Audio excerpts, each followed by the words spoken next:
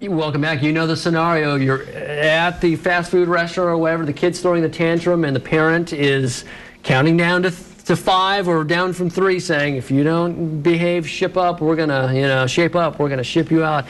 We've all seen that. How do you not spoil your kids? Dr. Gonzales in with us in studio this morning. Good morning to you. Good morning, Kiyoshi. How are you? Counting down to 5 is one of those theories, things that you think works, but then there's the practical side of things too, right?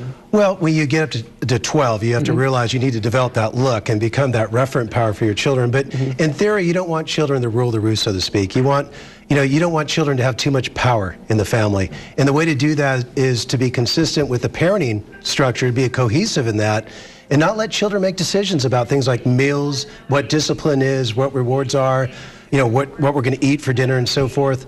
But also you want to create an environment where it's generalizable, the real world, where there are rules and consequences, because every setting a child will go into will have rules and consequences, whether it's school or a job placement, another setting. So you want to create that as well, and not be a helicopter mom, where you're hovering over the top, trying to protect them from any disappointments, any losses, any failures. The reality is you want to help your children, guide them through this stuff. It can be a great tool for them through life. And if you don't allow them these skills, they're not going to have this tool belt to go through life. And sometimes it can interfere with their ability to apply themselves. It's certainly hard to do because you don't want to let your kids fail. That's one of the tough things as a parent. You don't want to see your kids get hurt, right? But you need to learn. Learning how to fail is an important part of life. And if people don't know how to fail, how to lose, how to deal with disappointments, they're not going to be able to love and live their life and take risk in life. So it's important for parents to be authoritative, consistent, firm, not volatile, not given to tantrums or arguments. As we've seen in the stores and everything else. That's one of the things. Be sure that you have your plan ahead of time and be consistent with it. Right, and get everybody on board with that.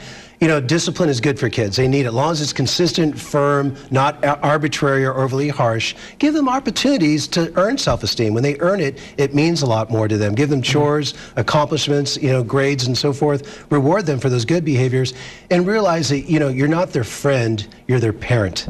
And there's a big boundary difference between if you're looking to your child, if you have codependent issues with your child, looking for their approval all the time, you're in bad shape. So you need to look to other adults for those emotional needs, not the children. And lead by example. And lead by example. Kiyoshi, is one of the most important things. We have to have a license to fish. We have to have a license to drive a car, not a license of parent. But one of the best things parents can do, model for them healthy respect, for other people, healthy respect for the law, a sense of work ethics, and sense of community. You're not only helping your child integrate into society, but you're going to help society as a whole. Doing the right thing. Dr. Gonzales, thanks so much for coming in this morning. Always a pleasure, Kiyoshi. All right, Manny, let's send it back to you.